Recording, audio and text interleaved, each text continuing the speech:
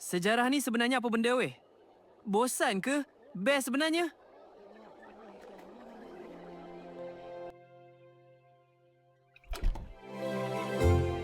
Sejarah ni bukan bosan, ini cerita tentang kita.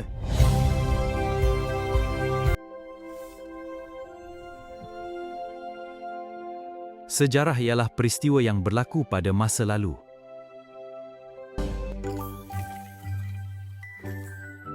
Sejarah datang daripada perkataan syajarah tu ni. Yang bermaksud pokok, macam asal-usul keluarga kita.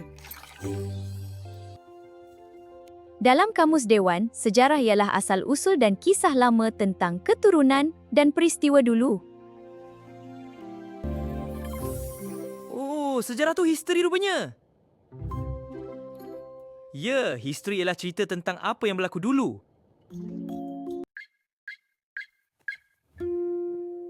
Inilah sejarawan macam detektif. Mereka kaji bukti untuk faham apa yang berlaku dulu.